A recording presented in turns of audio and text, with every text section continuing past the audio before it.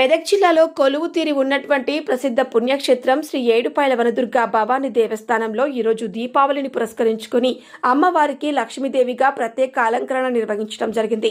అదేవిధంగా వేద పండితులు అమ్మవారికి ప్రత్యేక హారతి నిర్వహించారు. దృశ్యం న్యూస్ ప్రతినిధి సిల్వర్ రాజేష్, మెదక్ జిల్లా. దీపకాంతుల దీపావళి పసిడికాంతుల పాలవెల్లి మా ఇంట నీవే, మా వెలుగు నీవే, మా తోడు నీవే.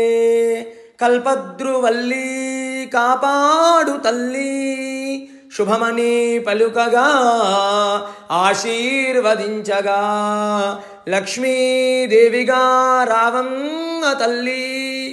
వనదుర్గా మాతాకి జై.